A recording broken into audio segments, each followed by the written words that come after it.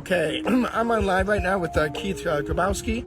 I'm going to let Keith go ahead and introduce himself. He's got a large, extensive background in the realm of football, coaching, the educational side, on everything from teaching as well as just educating individuals on so many aspects in the realm of coaching. Thanks, Craig, for having me. I really appreciate it. And, so I coached for 27 years. In that time, I also was primarily a ninth grade English teacher as well for 10 years of my career. I then also coached at the small college level at Oberlin College and Walton Wallace University, which is my alma mater.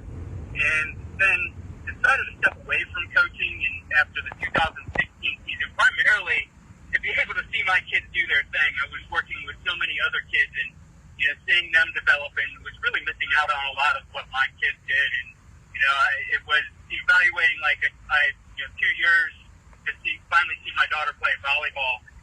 I saw 3 quarters of football, and it took me 3 different times. So stepped away from the game.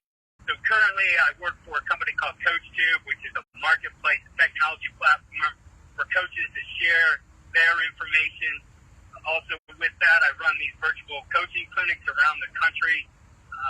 I've probably done more of those than anybody. That started during the pandemic, and it's been the opportunity to build a network. And then on top of that, actually my favorite part of my job is I record a podcast that I do all weekdays, and I've been doing it since I left the game. Last month, 145 in the sports category of podcasts in the top 3%.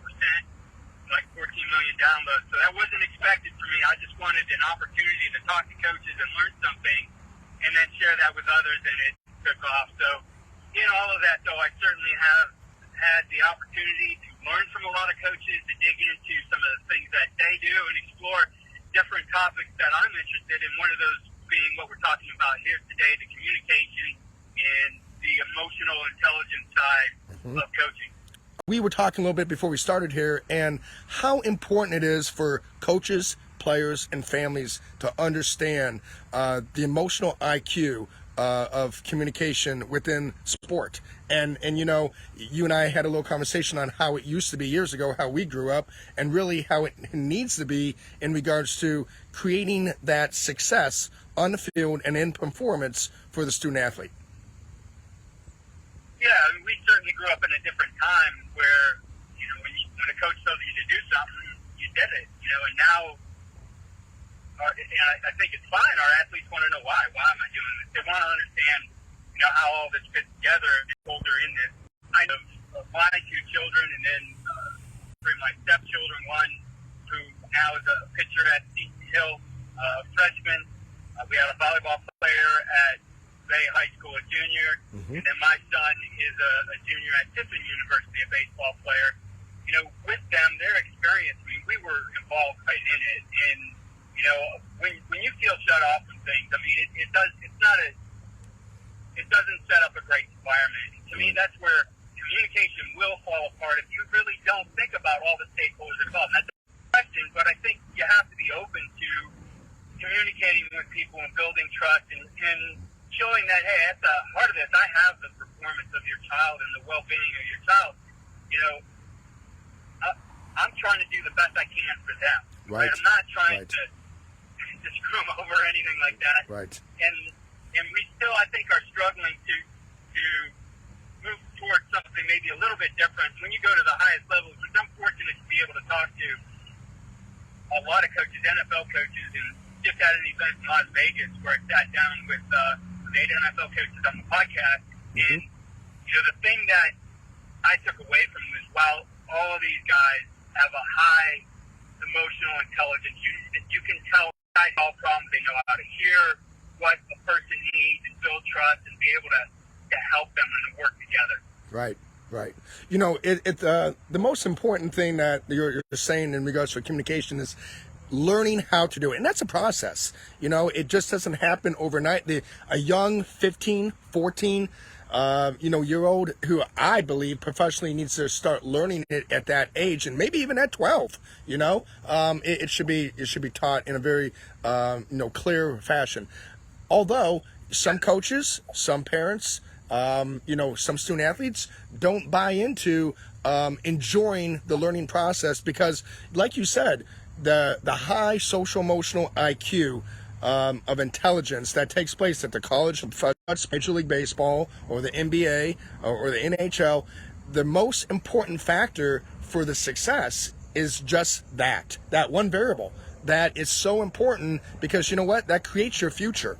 And it's from the top down. That is the focus. Whether a kid gets injured and they have to come back from a rehab, whether a kid is going through a stressful term, through his athletic career or through the experience of life, or in the realm of school and education, knowing and understanding how to help with that, guide with that, which is what they do the good ones do.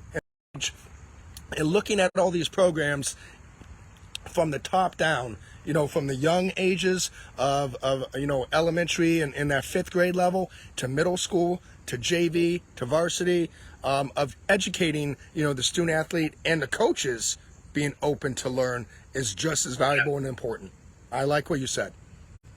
For sure. We have to, and it is something you have to work at, right? And I think what kind of turned me on to this on my podcast, I think it was about after the third time I had heard this book mentioned, and I think it was all mentioned twice by coaches who were special teams coaches, and Coach Timothy Galway took somebody who couldn't play tennis, and through not telling do this, do that, but by a very kind of calm demeanor, asking questions, and worked with this lady who, she looked like, my grandmother wearing a house dress. Like, literally, that's how she was dressed on the court. And I forget what the time, it was a short period, maybe an hour, he had to teach this lady to play tennis.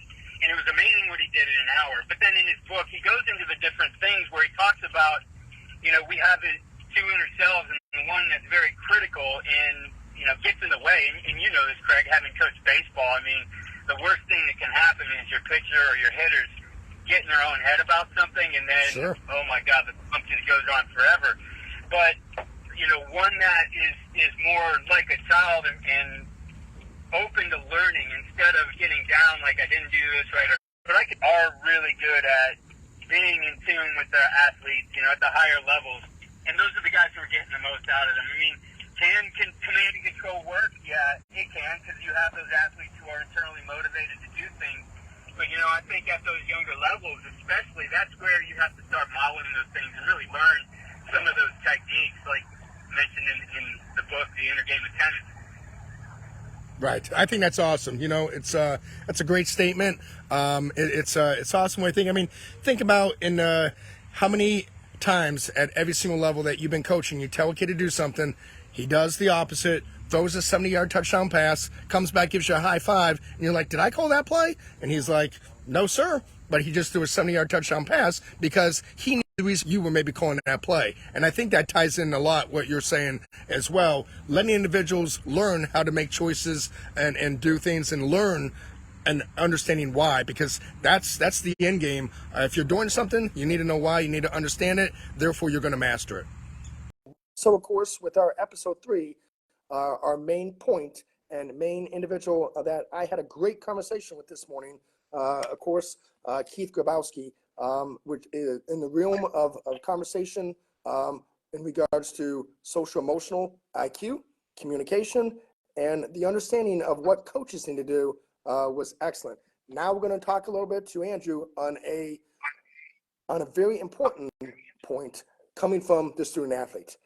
So, Keith and I had a great conversation, and you and I spoke a little bit earlier too in regards to the value of communicating with coaches, student athletes, just being able to communicate in life, having that open, honest, social, emotional IQ. And, this week I've watched probably about 8 games at many different levels, evaluating, doing my research, doing my postings on it. And the fact is, it really intrigues me to see how some programs all the way from the bottom to the top. And we talked about this last year and last time you were on, just do a great job of communicating. The structure is just persistent. You know, their freshman team does the same thing the JV and the varsity does. Their middle school programs, their youth programs does the same thing. I got to watch some really amazing high school football games, you know, this week. But the fact of the matter is, in all sports, that communication aspect is really valuable. And the social emotional IQ is the main variable for success at the elite levels. You're playing collegiate baseball right now. I know I had the privilege to work with you from the time that you were 15 and see you grow and establish yourself as now a great young man and as a terrific student athlete, you know, going after it, working hard every day and doing things the right way when it comes to understanding, you know, the next level on what it takes on the social emotional side. So can you talk a little bit on the social emotional IQ and what that means to you as you go on at a higher level? Yeah, absolutely. So to me, having a high social emotional IQ is vital, especially as a collegiate athlete. You're interacting with your teammates, your coaches, other teams, other coaches. Your reputation is constantly on the line. So being able to have a foundation and being able to communicate properly, respectfully, and appropriately at all times is absolutely vital to the standing of your program, the standing of your coach, the standing of you as a man. Sure. So for me, having social emotional IQ starts from the bottom. Like this year, when the new wave of freshmen come in, I look at it this way: they're the young bucks on campus. Their heads are running a million miles a minute. They don't really know what to expect. So for me, having the understanding to have had been in their shoes and realize how to talk to these kids, because they're adults by age, but they're still kids. Sure. So being able to talk to these 18 and 19-year-olds in a way that they're going to understand it, compared to, you know, the way I would talk to Coach Janosco or Coach Parker Lynn or Coach TJ Daly, like talking to some of these guys compared to talking to the players, it's totally different. Mm-hmm. You can be a little bit loose in your language. You don't really have to watch your words as much, and you can be more of a friend. Mm-hmm. On the other hand, you've got to know when to flip the switch. Sure. You've got to know when it's time to buckle down and have those intense conversations with your coaches. I actually had a conversation with Coach Janosco not too long ago about some stuff going on with the program, and being able to sit down and talk to him man to man. And the biggest thing I can say is tell him what's on your mind. When you're having a conversation man to man, tell them what's on your mind. Don't beat around the bush, and just having the emotional and social intelligence to read the room and know, okay, if I'm being treated like a man, I need to talk like a man. Right. You know, I love the fact of you hit the nail on the head using the word honesty. That's what communication is. And there's so many other sideways statements that take place. And it's great that you said it like that. But one thing that, you know, you have the opportunity, you're seeing, you know, Andrew, I had the privilege to know you when you were 15. And I'm saying that in a very positive way. And who you are now and what you've done in so many realms. And you, right now you're with a coach that, you know, you have a great coaching staff up there, you know, and I say that all the time.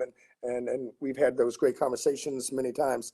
The fact of the matter that they're going to treat you like a man, they're going to communicate the way they should and the way that they know how to, because at that level, that's how communication takes place. And Keith and I had a great conversation earlier. The fact that, you know, we are putting out information, talking about information, because we want everybody to go ahead and learn and understand how to communicate. And that's the point. So I thank you for taking, you know, the 5 minutes here to educate individuals out there across America, across the country, across the globe, to understand, you know, at the higher levels, that social emotional IQ and how people communicate, how honest they are, how direct they are great. And it's you could say that you've learned since you were 15 to now because of your greatness on the willingness to grow and learn. And I say that as an individual who knows you in a very positive way. And I think it's great that you're now educating everybody else on how communication directly needs to take place.